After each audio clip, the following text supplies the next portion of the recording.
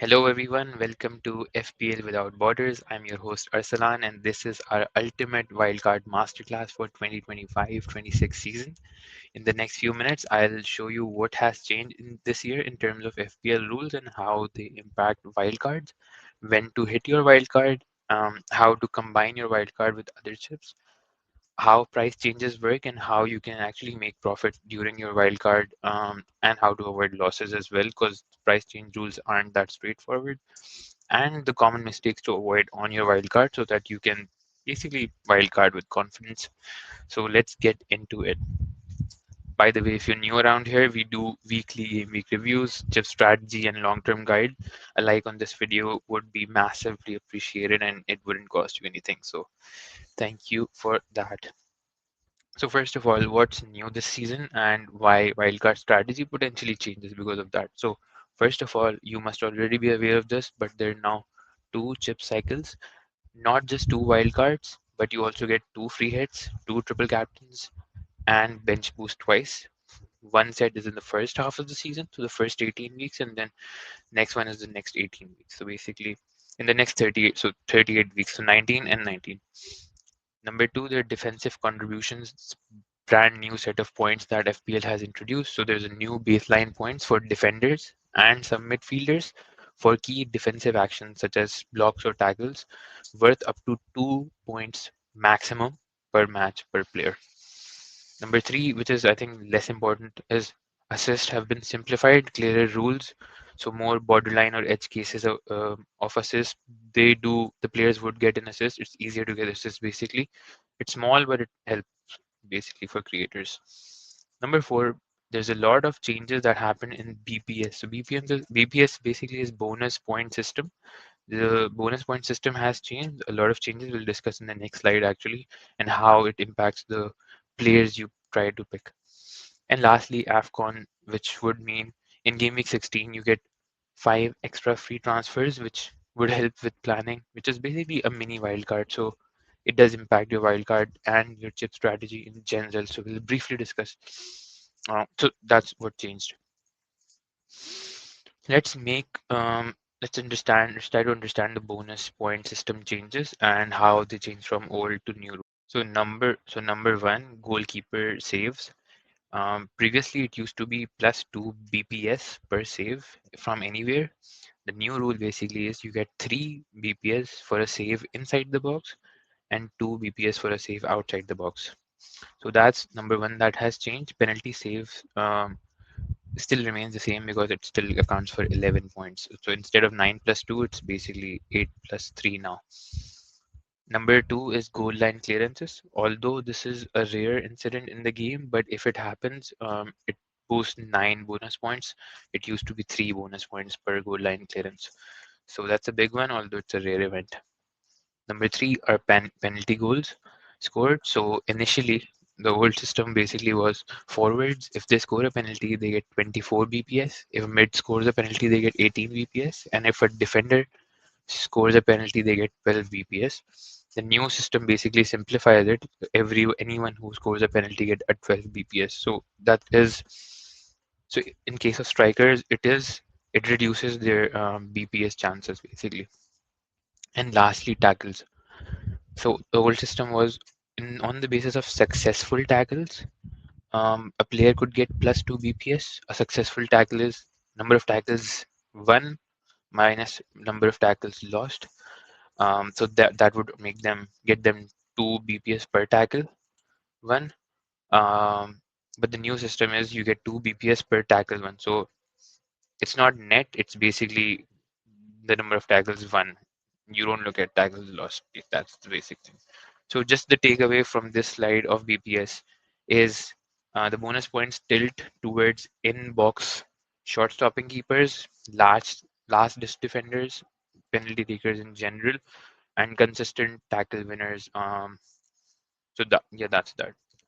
Also, I'll timestamp these videos based on the section. So if you wanna feel free to jump ahead, you can do it. But I've organized the content in a logical manner where if you wanna do an optimal wildcard, I think this should help if you follow along.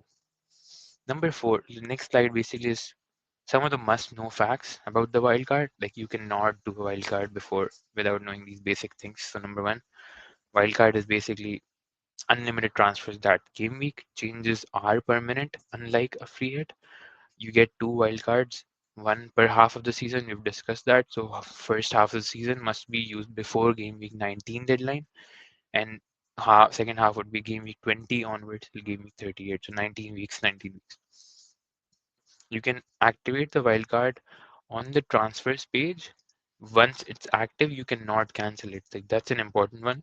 A lot of players miss that. You cannot cancel a wildcard. And I'll show a quick demo on how to activate it, or at least maybe I'll show a quick few screenshots.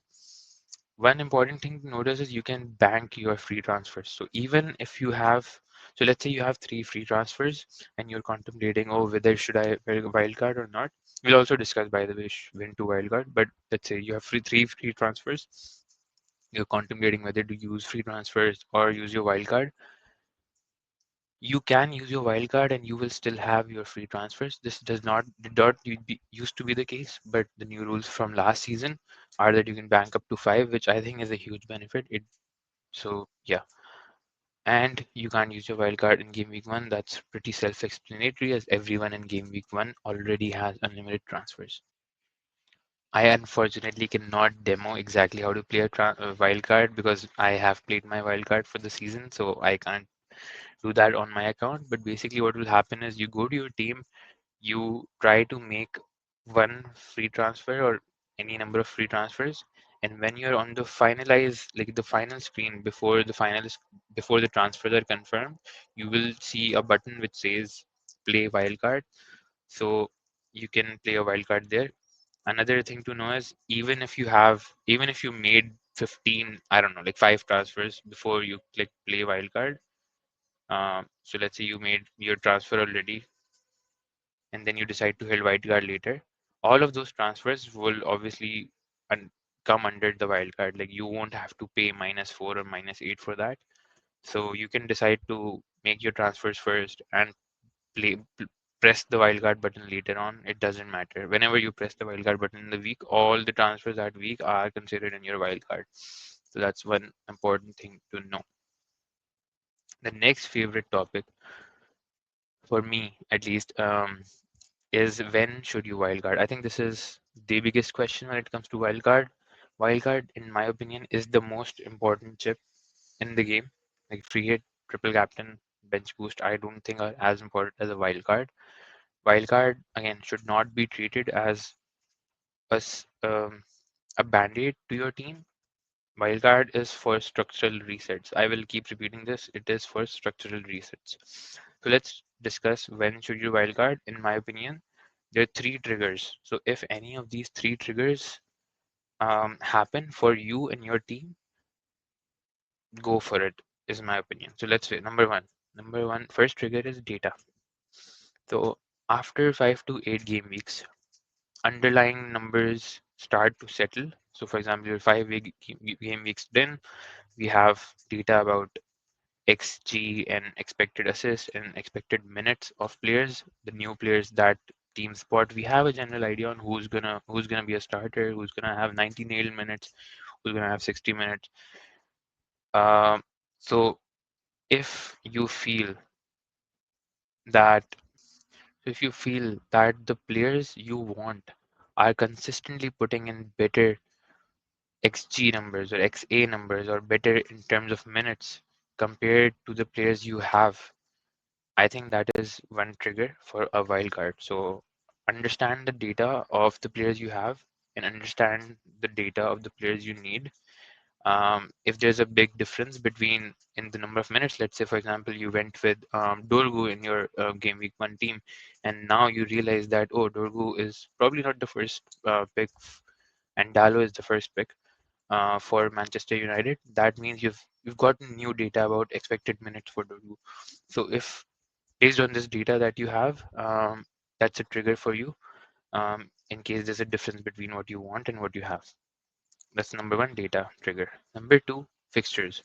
So if two or three elite teams or good attacking teams enter a simultaneous run of green fixtures or soft run fixtures, which basically means think of it like their four of the next six games are home games, or if they play bottom half teams or if they play relegated teams, um, that's a trigger. So if you see a fixture swing happening for some of the teams, you like their fixtures, they're entering good home runs, they're good home fixtures, they're playing relegated teams. That's one trigger of hitting your wild card. So if you don't have their players, you can change the structure of your team and add them. An example for this would be in game week. From game week 6, Man City's fixture change. They become relatively easier. From game week 9, Arsenal fixtures change. From game week 8, Chelsea's fixture change. So this would be your trigger that if you don't have Man City players, or if you don't have Arsenal players and their fixtures are really easy, this is your trigger for hitting a wild card to get those players that you don't have, unless you can. Obviously, if you can manage it through free transfers, that's fine. But again, the point here is structural reset. Number 3 is squad health. If you've got 4 or 5 or more fires in your team, such as injuries or benched guys or wrong premium slots or no route to best captain, this is wildcard territory. In my opinion, um, this is very team dependent, obviously, especially the squad health thing. So if you have 4 or 5 things to fix in your team, you could potentially wildcard. Even if you have a few transfers, you can probably maybe save them and bank them and use them later. Strategy 2 could be basically the break, in my opinion. So the red block basically says this: if you have less than equal to 3 moves, if you can fix your team, you should probably delay your wildcard. And I think a -4 is fine if that makes you save your wildcard for future. So that would be my opinion. The next natural question that then becomes is chip combination. So I don't think chips should be planned in isolation. Um, you don't have to have a very specific idea of when you'll play the other chips, but having a general strategy will definitely help. So, and the strategy would differ from first half of the season versus second half of the season. So if your first half is in like first 19 game weeks. So I think I'll just discuss briefly a few strategies. They're not the best. I mean, you can think of another strategy and it might also work, but I'm talking in themes right now. So number one, you could plan your wildcard in a way that you wildcard and then you get someone you didn't have who you think is a good captaincy option as well, or has a good captaincy run overall. So I'll give you an example from this season. In game week 5, I wildcarded because I wanted Haaland in my team and I wanted to do a structural reset. Now that I have Haaland in my game week 5 squad from a wildcard, I will triple captain him in game week 6 against Burnley at home. So that's one of the strategies you can do. Another strategy that people do is wildcard and then bench boost. So you wildcard with 15 good players who you know your bench will play 90 minutes and has a potential to score 12 to 20 points on your bench. You can also obviously look at fixtures and accordingly plan when you want a bench boost. And then you plan your wildcard in a way that you have that perfect bench boost team.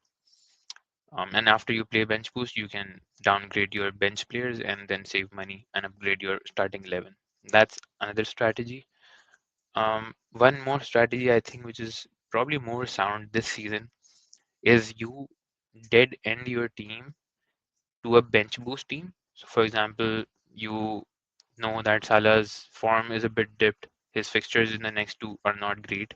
So you downgrade Salah, you spread the funds around in a way that you have a solid bench boost team, and then you play your bench boost, and after that, maybe like 2, 3 weeks later, you want Salah back again. So you basically dead ended your team to a 15 good players, but maybe in the long run you don't need 15 good players because you might be missing out on some of the premiums. So you basically deaden your team into a bench boost team and then you play your wild card and you basically restructurize your team, and you can have like bench fodders cheap bench players, which makes your starting 11 or starting 12, first 12 players affordable. That's for the first half of the season. And again, you can find good fixtures. You don't have to like play them in combination, but having a general idea of how you want to plan accordingly is always a good idea. In half two, the context changes completely. In half one, you don't really have blank game weeks or double game weeks. Blank game weeks basically when some of the teams don't have any games, or double game weeks in which some of the teams have double like two games in a single game week. That does not happen in the first half of the season. There is like tiny possibility Crystal Palace might blank, but we'll see. But in second half, you definitely get blanks and doubles because of the European fixtures, because of final rounds of FA Cup and Carabao Cup. So in the second half, the strategy basically becomes you wildcard and then you bench boost probably around the biggest double game weeks, so that you have 15 players who have good fixtures, and maybe out of those 15, 12 players have two games, right? So you could wildcard into a massive double game week bench boost. You can also use your free hit in two ways. You can free hit in a week where in a blank game week where most of your team doesn't have any fixture. So there you will easily have at least one fixture this season where like maybe five, six teams don't have any games in a single week. So maybe your team is left with four playing players. So in that week, you can easily free hit without structurally changing your team.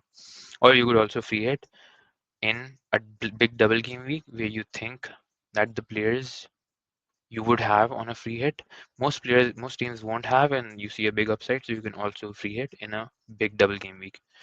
And you can also again triple captain on a double game week. So that's kind of the strategy overall in the half two. And there's some pivots as well. You can obviously change your strategy midway. So if injuries, for example, happen before your bench boost, you can delay your bench boost plan. You don't want to bench boost with two playing players or three playing players. A lot of people had, for example, Strand Larson and Murillo on their bench, and both of them got injured. So um, delay your wildcard in such plan in such situations. Um, and yeah, have a good idea of what the fixtures look like so that you know when doubles are coming up, when blanks are coming up, etc. Tips for an optimized wildcard. Number one, plan 8 to 10 game weeks when you're building your wildcard. Map the captaincy for the next weeks. Look at how your team will look like in the next 10 weeks. So your team after a wildcard should be solid enough that you don't need to make any transfers for the next 8 to 10 weeks. Obviously, if injuries happen, you can make transfers, but you should plan in a way that your wildcard covers for the next longer horizon, because again, you only get two wildcards in the season. And yeah, number two, target fixture blocks. Not just two green fixtures, not just three green fixtures, but you need to target in blocks. So like a good run of six fixtures, a good run of four fixtures. And obviously not six fixtures would be very good, right? Obviously the quality of the team in Premier League has improved, but you still want to target teams with good home fixtures, a lot of home fixtures, teams facing relegated teams. So target fixture blocks is the point, and not just 2 weeks. So, for example, if you're wild carding and if you think, oh, Semenyo has two good fixtures, but after that they play Liverpool and Arsenal, I wouldn't go with that because you're already booking your transfer. You might want to transfer him out after those fixtures.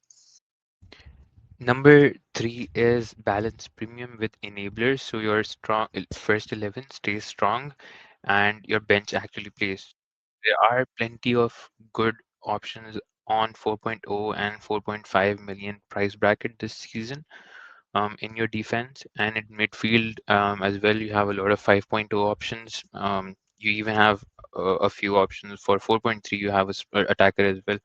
So balance your premiums with enablers, but go with, even if you go with cheap players, go with 90-minute players you know who play 90 minutes week in and week out, so you can rely on your bench even if your bench is cheap. Next is respect price changes. We will discuss price changes in the next slide, so stay tuned for that. This is a very big topic in my opinion, and if you're hitting a wild card, hit it early. to gain price changes and profits, and we'll discuss how that works. Major issues, major mistakes that people make based on price changes. So we'll discuss that for sure. And number five, be adaptable. If a bench player loses his spot, uh, like just stay on the lookout. Stay on the lookout for data, and if anything changes from the in perspective of if your player changes, if your player that you like is getting less minutes or they're not performing well or if they're injured, you can obviously tweak your wildcard strategy, or you can use free transfers to fix your structures, and wildcard you can do it later. But the idea is just be adaptable with your chip strategy. Have a plan A, but if things change, have a plan B. Without wasting any one more thing before we get into price changes, common wildcard mistakes and how to fix them. The number one common mistake is using it too early without enough data. So if you're playing it in game week 2 or game week 3, I think that's too soon. Game week now 5 game weeks have passed. I think it's good enough sample size for you to play your wild card. Number two, short-term tunneling. We discussed this briefly, but don't overload on short-term fixtures. Uh, build your structure for fixture blocks, like 5 or 6 or 8 fixtures, not for not get don't get players who have one good fixture or two good fixtures. Plan in a Don't plan in a short-term tunnel vision way. Number three is ignoring blank game weeks and double game weeks. Um, Pick your chip path now and then use the pivot rule. Blank and doubles don't matter in the first half, but in the second half they would. And then like not balancing your squad depth properly is a big issue. So like not having enough depth on your bench. Like if a player gets injured, your bench player doesn't play. That's a big issue in my opinion. Because again, if you have so many cheap players available, why not go with that? And also like weak bench on a bench boost. So if bench boost is player, if you play your bench boost, again ensure at least three, should be four nailed players. And lastly, for getting price change strategies, which we will get into next. So you need to understand how price changes work in order to, number one, increase your team value by making profit during your wildcard, or saving your team value and not losing value. If you don't understand these rules, this would happen. It's a very common mistake. So a few facts. Number one, price can change up to zero point 0.1 per day. So when people are transferring in a player, a price can change by zero point 0.1 or price can decrease by zero point 0.1 per day. That's the max. And per game week, typically a price can change up to zero point 0.3 per game week. We won't see a price change for a player like 0.4, 0.5. That's very rare. So it can only change once per day and by zero point 0.1 per day. How to check price changes, how to know when a price for a player is about to change. Let's do a quick demo. So on the FPL website, if you just Google FPL price changes today, you can see that today these players had a price rise. So Senesi, Semenyo, Enzo, Lacroix, Isak, all of them rose in price, and then you see the test of price followers. But this screen on FPL official FPL website is after a price change is done. So how do you predict when a price change is about to happen? So there's two websites basically. So one website is called livefpl.net/prices. So if you go here, too many ads right now. Let me refresh actually. But and there's also Fantasy Football Hub, and they have a free price predictor as well. So basically here you can see that Solanke and Johnson both are expected to decrease in price tonight. So by tonight, it basically means the next price deadline that it will come in the next, yeah, basically next price deadline. And you can see what players are close to increasing or decreasing in value. So you can see Paqueta has almost progressed to 100%, and if he progresses to 100%, we know that his price will probably increase, and the prediction is that it will happen tomorrow. The thresholds will be reached tomorrow. You can see which other players are expected to decrease.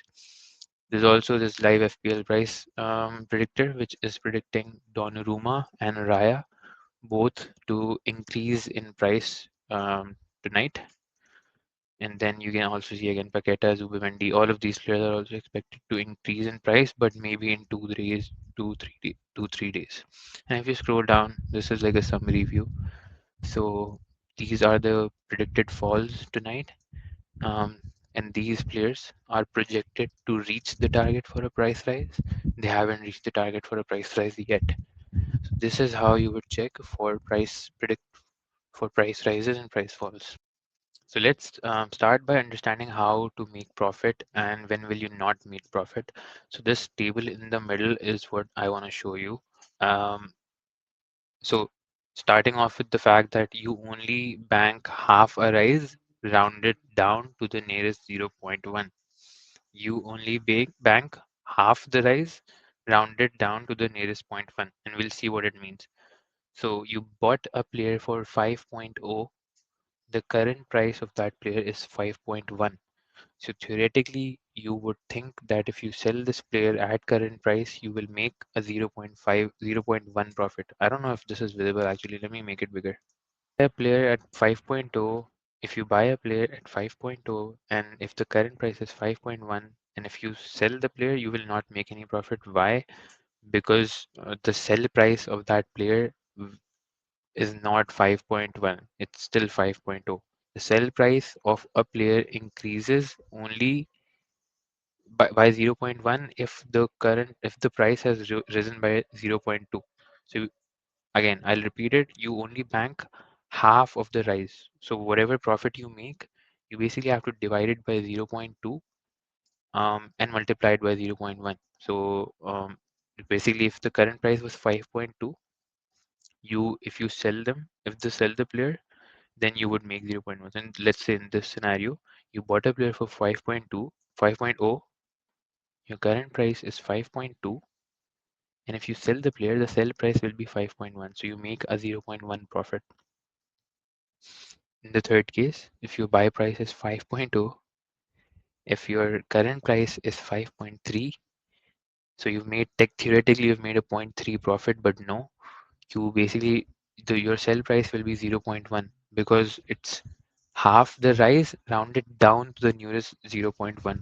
So which means even in the case of 0.3, you make a 0.1 profit. But if your buy price was 0.5.0, your current price is 5.4, and if you sell, it would be at 5.2. So you made a 0.2 profit. So again, profit appears at 0. Like plus 0.2 plus 0.4 or plus 0.6. It does not, you don't gain any profit if the price rose by 0.1. So that's the point I want to show you. And how do you check the current and the current price and sell price is if you go on your team on the Fantasy Premier League website or the app, and if you go to transfers, you will see here, this is what you'll see normally, but if you click on the list view, so here you see the current price, the selling price, and then the purchase price, right? So the selling price, um, basically just ignore the current price. It doesn't really matter. What matters is your purchase price and your selling price. So I'll take an example. If I've gained any money, I've honestly not gained any value on any of these players yet. Um, but yeah, so this is where you'll find the data of current price, selling price, and purchase price, and then you use this formula to identify if your player is increasing in price and when to sell him. If the player increases by 0.1, you don't get any profit by selling the player. If the player increases by 0.2, you get a profit. That is basically the takeaway of how profits work in FPL. So on the right block, just a summary of it. So sell on a 0.2, a 0.4, or a 0.6 profit. Otherwise, yeah, you don't make money. And yeah, so wildcard, as soon as you decide that, okay, game week 6, for example, I want a wild card in game week 6, as soon as game week 5 deadline ends, hit your wild card, go look at the predicted price rises and the players you want in your team, and basically buy them before the price changes happen. So if let's say ESAC increased in price for zero point 0.1 and 0.1 two consecutive days, so zero point 0.2, then if you had hit the wildcard earlier and gotten ESAC on your team, you would have had gained zero point 0.1 profit. So that's basically the idea. And yeah, similarly, don't lose value, which means like don't lose the value, which means if the selling price of the player falls below your buy price, it's a 1-to-1 ratio. So if a player you bought for 4.5 and now the selling price is 4.4, and if you sell the player now, you lose 0.1. That's basically how it works if you sell the player. So in on your wildcard, if you see that a player is predicted to drop in price, buy that player, and if you want that player, buy that player after the price has dropped rather than before, so you don't lose your team value. Hopefully that was I explained it enough well enough. It's a very important topic, and let me know if you have any questions. So yeah, that basically was it, and that was our wildcard masterclass. Two chip cycles, new BPS, new rules. We discussed when to how to decide when to hit a wildcard, what should be a wildcard chip strategies, how to make money on your wildcard, tips for your wildcard, mistakes to avoid for your wildcard. So we did discuss a lot in this video.